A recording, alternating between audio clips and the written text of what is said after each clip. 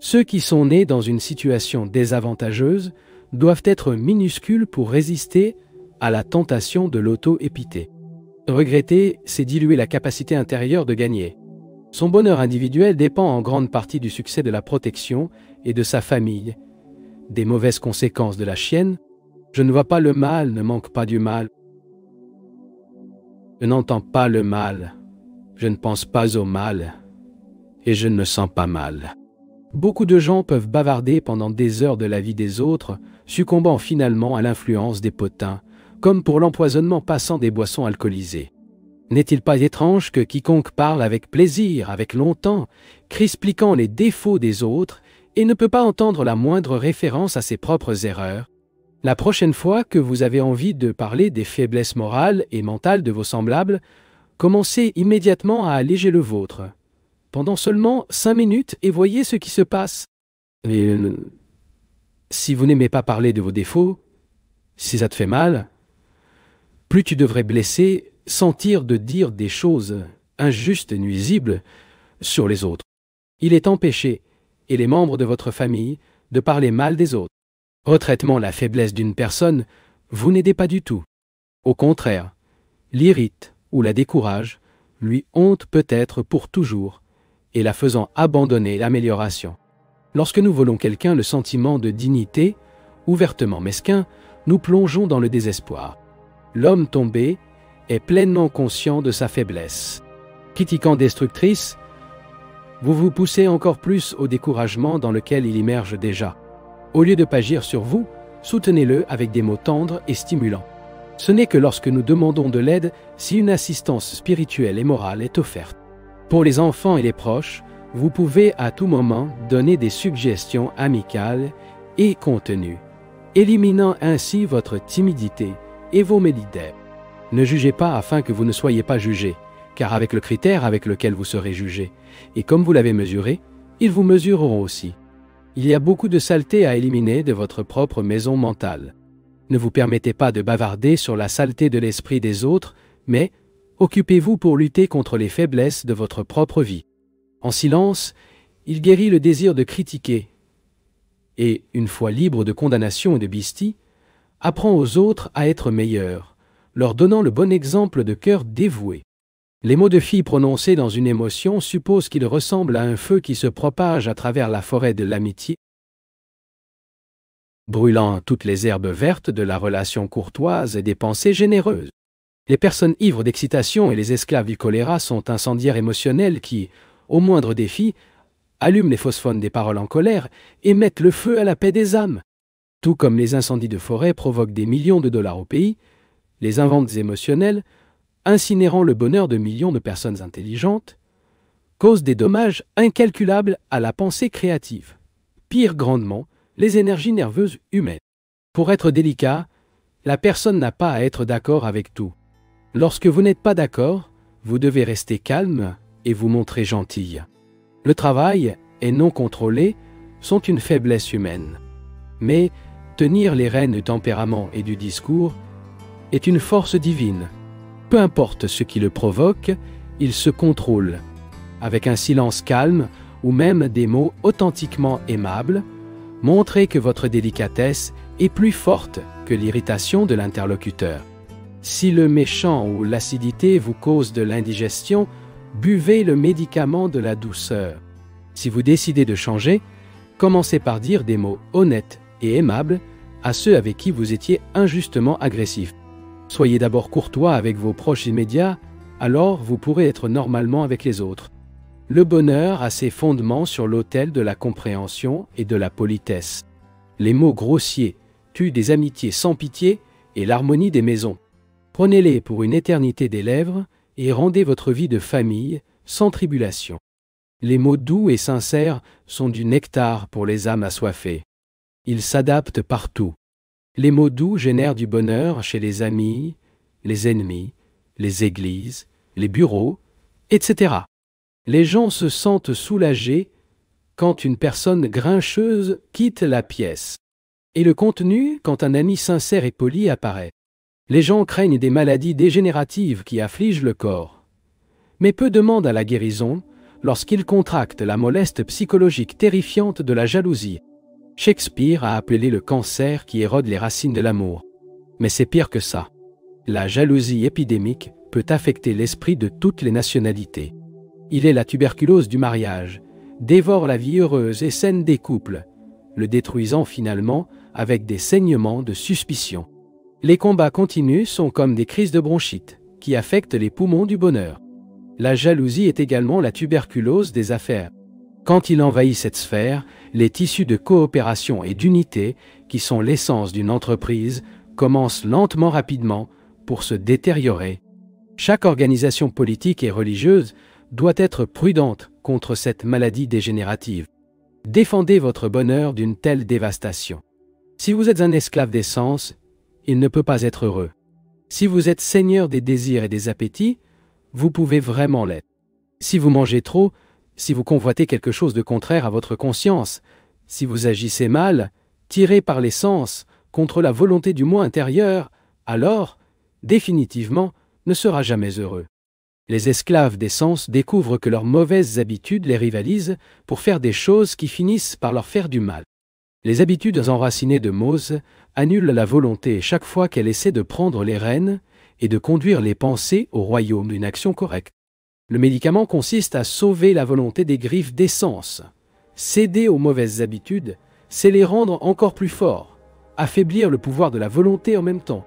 Combattre les mauvaises habitudes du choléra, de la censure, de la jalousie, de la peur, de l'inertie, de la gourmandise ou de votre faiblesse, ne permettant pas à la tentation de gagner votre volonté. Lorsque vous décidez de faire quelque chose qui sait être absolument correct, allez-y à tout prix. Cela donnera à votre testament, guidé par la sagesse, plus de pouvoir sur les mauvaises habitudes. Oubliez les échecs matériels, l'indifférence spirituelle, la faiblesse mentale et morale, les méditations incomplètes de l'année dernière.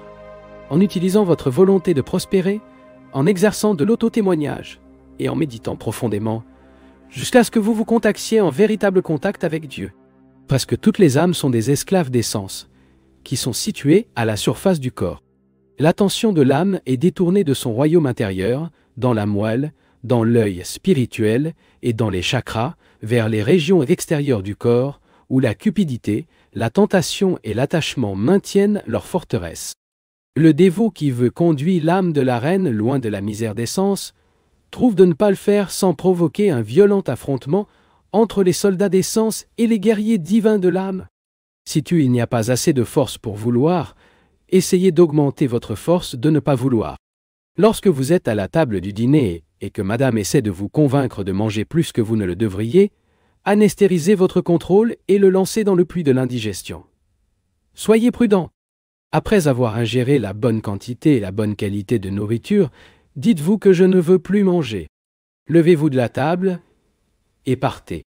Si quelqu'un l'appelle dire « Hé, John, reviens et mange un peu plus », ne perdez pas la délicieuse tarte aux pommes. Répondez juste « Je ne veux pas ». Les pensées de malhonnêteté, de tentation et de vengeance sont les soldats des sens provoquant la misère. Ils veulent conquérir le royaume de votre bonheur et vous localiser dans le donjon du malheur et de la pénurie. Lorsque les soldats des mauvaises pensées se réunissent pour attaquer leur paix intérieure, éveillez les guerriers spirituels de la lumière, de l'honnêteté et de l'auto-témoignage et verrouille une bataille redémarrée. N'oubliez pas que c'est à vous de décider de convoiter, de soumettre, de colère, de haine, de vengeance, et les préoccupations gouvernent votre vie où les guerriers divins de l'auto-témoignage, de la sérénité, de l'amour, du pardon, de la paix et de l'harmonie seront laissés. Expulsez les habitudes sensuelles rebelles qui ont apporté la misère à l'empire de leur paix. Soyez votre propre roi et laissez les paladins de bonnes habitudes prendre le contrôle du royaume de votre esprit. Alors la paix vous gouvernera pour toujours. Donnez à Dieu le bien et le mal que vous, par hasard, pratiquez. Cela ne signifie pas, bien sûr, que vous devriez consciemment faire de mauvaises choses. Mais lorsque vous ne pouvez pas éviter cela à cause des habitudes très déchirées, essayez de sentir Dieu agir à travers vous. Transférez à lui la responsabilité. Dieu aime ça. Il veut le faire savoir qu'il est celui qui rêve de son existence. Si vous vous efforcez, Dieu ne vous abandonnera jamais. Contenue dans la vibration grossière du corps physique, il y a la vibration la plus subtile du courant cosmique. L'énergie vitale. L'inondation du corps et de l'énergie vitale, elle-même, est la vibration la plus raffinée de la conscience. Les vibrations de la conscience sont si subtiles qu'il n'est pas possible de les détecter par un instrument physique. Seule la conscience peut apprendre la conscience. Les êtres humains capturent les myriades de vibrations émises par la conscience d'autres êtres humains, exprimées par des mots, des actions, des regards, des gestes, des silences, des attitudes, etc. Chaque homme porte la marque vibratoire de son propre état de conscience et émet une influence caractéristique sur les personnes et les objets. Par exemple, la maison où vit un homme déterminé est imprégnée des vibrations de ses pensées. Tout le monde doté d'un certain degré de sensibilité pourra comprendre clairement ces vibrations. L'ego humain, ou son sens de l'œde, l'image déformée du l'âme immortelle, apprend la conscience directement et la matière, le corps humain, et toutes les autres formes de création, indirectement, à travers les processus mentaux et les perceptions sensorielles. L'ego est donc toujours conscient de sa propre conscience, mais ce n'est pas de la matière, pas même le corps qu'il habite, sauf lorsqu'il résout son attention. C'est ainsi qu'un homme qui est profondément concentré sur un certain thème est conscient de votre esprit, mais ce n'est pas dans votre corps. Apprenez-moi à prendre conscience de votre immensité et de votre immuabilité, au-delà de toute chose. Et je peux me voir comme faisant partie de votre être immuable. Toutes les expériences produites dans l'éveil d'un homme peuvent être reproduites dans l'état de rêve de sa conscience. Immergé dans cet état, l'homme peut rêver qu'il marche joyeusement à travers un beau jardin et se retrouve soudainement devant le cadavre d'un ami.